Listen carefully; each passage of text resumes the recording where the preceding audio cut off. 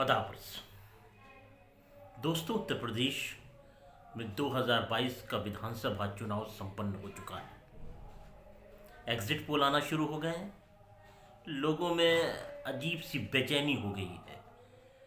कई जगह पे तो यहाँ तक की सूचनाएं मिल रही हैं कि लोग अवसादग्रस्त हो रहे हैं, लोग डिप्रेशन में जा रहे हैं, क्योंकि उन्होंने जिस तरह से वोटिंग पैटर्न देखा है, उन्होंने ग्राउंड पे जो चीज़ देखी है, उसके बिल्कुल उलट कहीं ना कहीं ये एग्जिट पोल नज़र आ रहे हैं। लोगों में अलग अलग तरह की लोगों ने आशंकाएं जताना शुरू कर दी हैं कि कहीं ना कहीं बेईमानी हुई है, कहीं ईवीएम के साथ छेड़छाड़ की गई है। मेरे दोस्तों, देखिए, उत्तर प्रदेश में जिस पैटर्न पे चुनाव हुआ उसमें एक बात तो सच थी, वो ये है कि किसी भी पार्टी की कोई भी लहर पूरे चुनाव में कहीं मौजूद नहीं थी। ये सच है, इसको मान लिया जाना चाहिए। अब दूसरी बात पर आते हैं।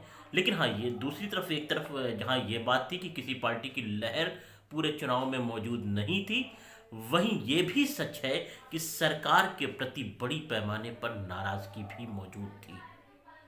जो कहीं ना कहीं कोरोना का जो पूरा लॉकडाउन पीरियड बीता, उसमें जिस तरह की लोगों ने परेशानियां उठाई, जिस तरह से लोगों ने अपनों को खोया, लोगों को ऑक्सीजन नहीं मिली, लोगों को दवा नहीं मिली, लोगों को बेड नहीं मिला, सरकार का पूरा जो तंत्र था वो जिस तरह से फेल्यूर की तरफ चला गया, उसके बाद लोगों में हालांकि नाराज़गी बहुत ज़्यादा थी। फिर दूसरी तरफ आवारा पशु थे, वो पशु जिनकी वजह से किसान की नींद गई थी। किसान आंदोलन का भी काफ़ी खासा असर रहा पश्चिमी उत्तर प्रदेश में। तो वो नाराज़गी तो थी, लेकिन ये कहा जाए कि किसी पार्टी के प्रति कोई लहर थी तो कोई लहर मौजूद नहीं थी, ये सच है। लेकिन जिस तरह के एग्जिट पोल दिखाए जा रहे हैं वो हास्यास्पद हैं, और मुझे नहीं लगता कि इनका सच्चाइयों से कोई बहुत अधिक वास्ता है, क्योंकि ग्राउंड पे जो कुछ दिखाई दिया है, हाँ, बहुत कड़ी टक्कर है। कोई इस प्रकार से कोई भविष्यवाणी करना बहुत मुश्किल है कि फला पार्टी की सरकार बनने जा रही है। 10 मार्च को यकीनन जो परिणाम आने वाले हैं वो चौंकाने वाले होंगे। लेकिन इस तरह से कोई ये कह देना कि स्पष्ट किसी को 300 सीटें मिल रही हैं, 282 सीटें मिल रही हैं, 265 सीटें मिल रही हैं, मतलब मौजूदा सरकार बिल्कुल स्थापित हुई जा रही है, ऐसा कहीं कुछ दिखाई नहीं दे रहा है। ये तय है कि सरकार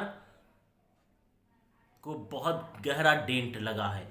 बीजेपी बड़े नुकसान की तरफ गई है। पूरे चुनाव में लोगों ने बीजेपी के खिलाफ वोट किया है। अब वोट किसे किया है उसके खिलाफ, या जिस तरह की जो चुनावी समीकरण, चुनावी पंडित जिस तरह की बातें कर रहे थे, जिस तरह जातिगत गोलबंदी की बात की जा रही थी, जिस तरह धार्मिक ध्रुवीकरण की बात की जा रही थी, किसी भी प्रकार का कोई धार्मिक ध्रुवीकरण इस चुनाव में नहीं होने पाया है।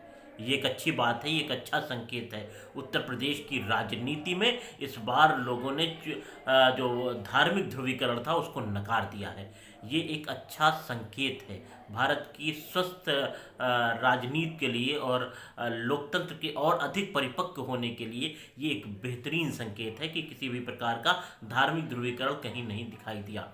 हाँ, जातिगत गोलाबंदी कहीं कहीं रही है, लेकिन एक चीज़ और देखने को मिली है जो ग्राउंड पर नज़र आई है, वो ये देखने को मिला है कि जो नेता इधर से उधर गए, जो बातें कर रहे थे कि हम फला जाति की लीडरशिप हमारे पास है और हम फला जाति के लीडर हैं, तो उन नेताओं के साथ जनता नहीं गई है।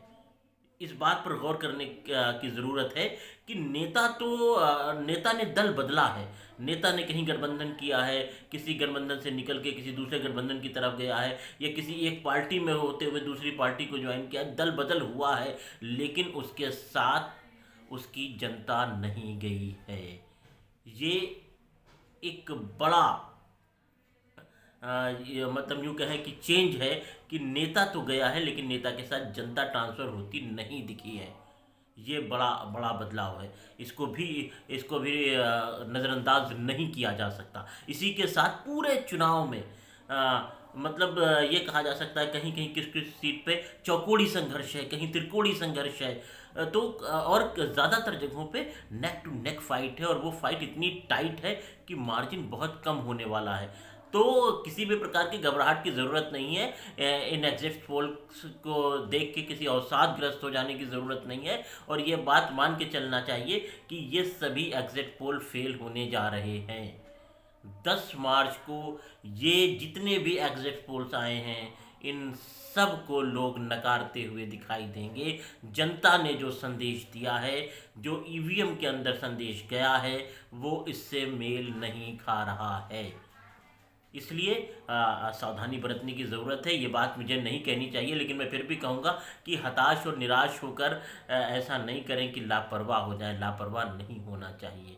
वोट कोई एक ऐसी पर्ची नहीं है कि जिसको राजेश खन्ना साहब की एक फिल्म का डायलॉग है उनका कि वोट कोई ऐसी पर्ची नहीं है जिसको तुम आसानी से डाल के छोड़ आओगे। ये तुम्हारे बच्चों का भविष्य है। अगर आप इसको कहीं डाल रहे हैं तो उसकी हिफाजत भी कीजिए। उस पर पैनी निगाह बना के रखनी है जब तक वो गिन नहीं लिया जाता है। मैंने जो बात कही है, मैंने बात इशारों में कही, उसे ज़्यादा समझने की ज़रूरत है। बस इतना ही कहूँगा कि अवसाद में ग्रस्त नहीं होना है। आपने जो निर्णय लिया है, जनता ने जो भी निर्णय लिया है, उसका एग्जिट पोल से किसी भी तरह का कोई मैच नज़र नहीं आ रहा है। 10 मार्च को जो परिणाम आने वाले हैं वो चौंकाने वाले होंगे। वो एग्जिट पोल से मैच नहीं करेंगे, ऐसा दिखाई दे रहा है। जय हिंद।